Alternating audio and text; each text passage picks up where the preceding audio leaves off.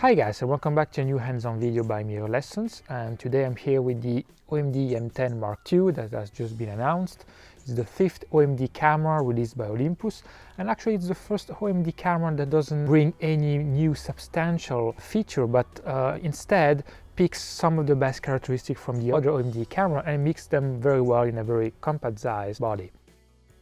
So I'm going to show you all the different improvements and what's new about this camera in comparison to the first E-M10.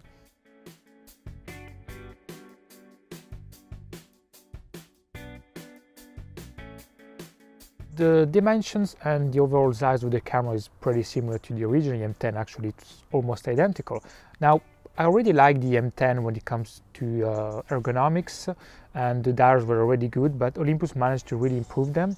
They are slightly smaller, but chunkier, more thicker, and they're actually very nice to use.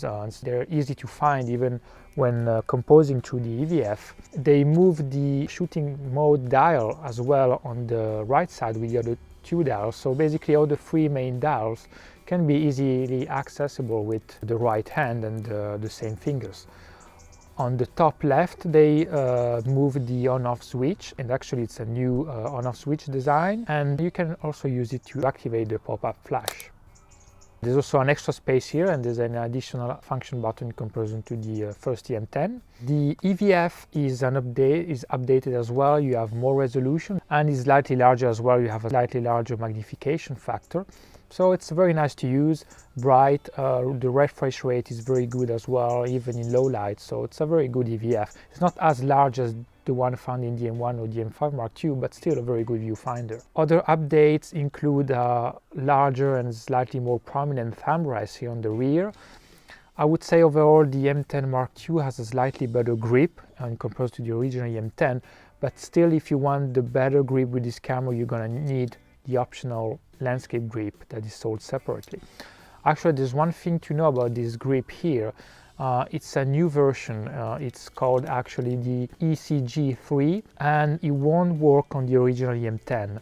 I think the difference is just a few millimeters, but again, that's enough to make this new grip not compatible with the previous camera, and vice versa. The ECG1 won't be compatible with the E-M10 Mark II. Otherwise, it's a nice grip, and you can easily mount it on the camera, and it also has a quick release mechanism, so you can change the battery without unmounting the grip. The overall button layout on the rear is basically the same. They improved a little bit the design of the arrow pad, but that's about it. The LCD screen as well is the same. It can be tilted up and down. There are some touch sensitive capabilities. You can choose your focus point with your finger. You can also take a picture by touching the screen. And Olympus also implemented a new feature that is already found on some Panasonic cameras. Basically, when I'm composing with DVF, I can activate a mode called AF targeting pad, and it will keep the touch-sensitive surface of the screen activated even when I'm using DVF, and so I can simply change my focus point by touching the screen, the LCD screen, while composing with DVF. I think Panasonic introduced that feature with the GX7 first. There's two flaws in my opinion. The first one is sometimes the touch sensitive, it doesn't react fast enough, or also is not precise enough, and you have to actually move your finger quite a lot on the screen to finally get the focus point exactly where you want. Also, I often touch the screen with my nose when composing with EVF, and as a result I'm gonna inadvertently change my focus point where I don't want to. However, here Olympus made a clever option.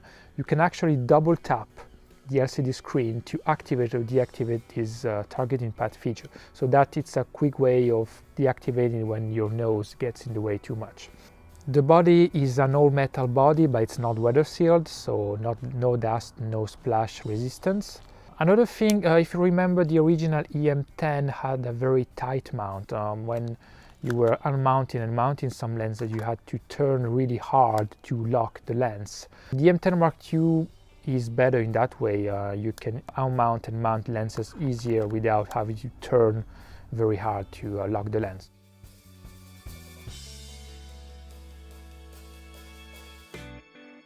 So let's talk about what's inside. From image quality point of view, there's no surprises. It's the same 16 megapixel micro four thirds sensor found also in the M10, in the M5 Mark II. So same quality as basically all the other OMD cameras, no surprise here at all. What Olympus improved in comparison to the M10 is the sensor stabilization. The M10 Mark II now has 5-axis stabilization. The first M10 had 3-axis only. It wasn't bad, it proved to be good up to let's say 1/5 or 1/6 of a second handheld. But however, it felt a little bit like a limitation because it was an entry-level camera. What now? The 5-axis stabilization is by far, in my opinion, the best feature you can find on Olympus cameras. And I think it's a good idea to bring the 5-axis option also on an entry-level camera like this. It means that all OMD cameras keeps the same high quality standard when it comes to image stabilization. The 5-axis system inside the M10 Mark II, it's actually the same found in the E-M1. So it's not the latest generation. The M5 Mark II actually is slightly better. Still, with this camera, you can take handheld shots down to half of a second, or if you're good, even 1 second. I actually managed to take a few shots with the 25mm, which is a very lightweight and fast prime lens. And even without the additional grip, if you're good enough and you use DVF to be very stable, you can take handheld shots at very low shutter speeds. The autofocus is excellent as well, so it has the exact same autofocus as the M5 Mark II. We actually used the camera at the recent Race the Train marathon here in Wales, and it performed really well, both with continuous OF, with tracking. We used mainly the 75mm 1.8, and it does really a good job. In low light, it's slightly slower. Sometimes it can suffer from specular highlights in the background, but otherwise it's a very good performance. If you use the electronic shutter, you can actually have even fast bursts, 11 frames per second in single OF and 5 frames per second in continuous OF. However, be aware of rolling shutter issues that is common with every electronic shutter. Electronic shutter means also silent mode, and it's actually very, very silent.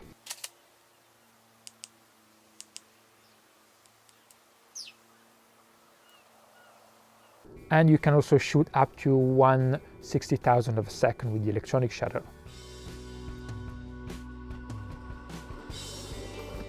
Video capabilities. The M10 Mark II inherits yet another characteristic from the M5 Mark II, which is the video capabilities. So it can shoot Full HD up to 60 frames per second. You have actually lots of frame rates to choose from, so 60, 50, 30, 24, 25. No 4K capabilities, unfortunately. There's actually a 4K option, but it's related to the time-lapse. As you know, with the OMD cameras, you have a time-lapse option, and you can also choose to save all the stills in a movie file. Up until the M10 Mark II, it was 720p only in motion JPEG. With the M10 Mark II, you can save the file in Full HD and in 4K. Now, there is a limit, however. In 4K, the video file is only 5 frames per second. It's a very low frame rate, and there's actually less fluidity in the transition between the different stills.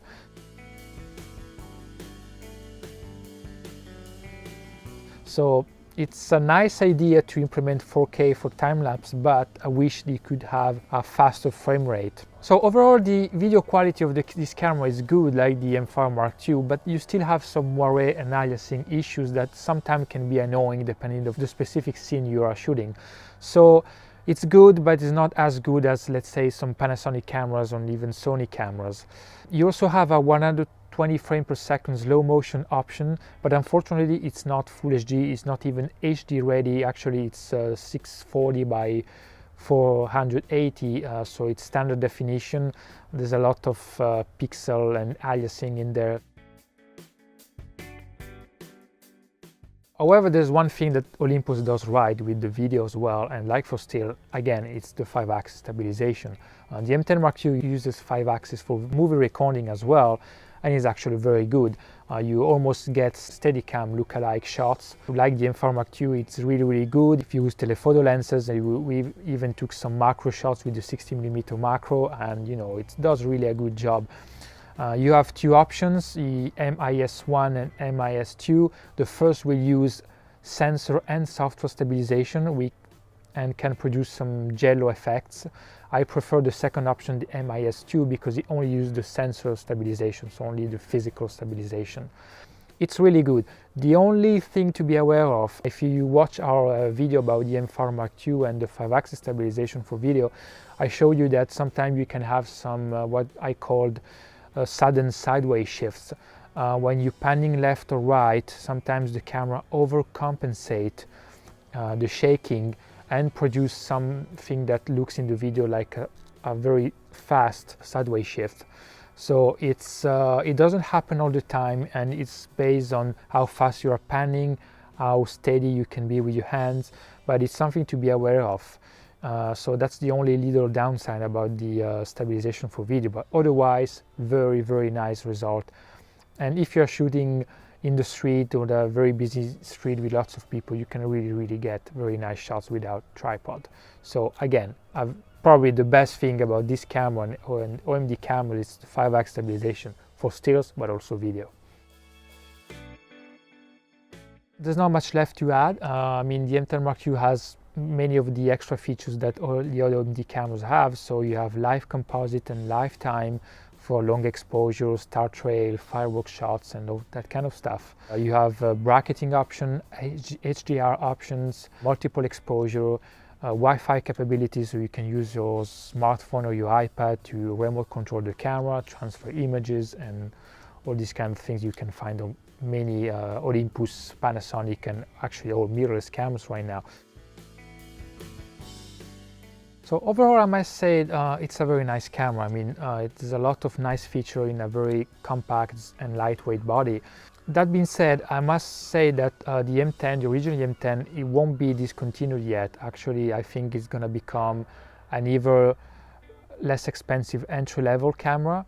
And I think that's not a bad idea. The original M10 is a very good camera, and you don't get the 5-axis stabilization, you get less advanced video functionalities, but the image quality is the same, the autofocus is basically the same, so if you want an even cheaper camera, the M10 is still a very good choice.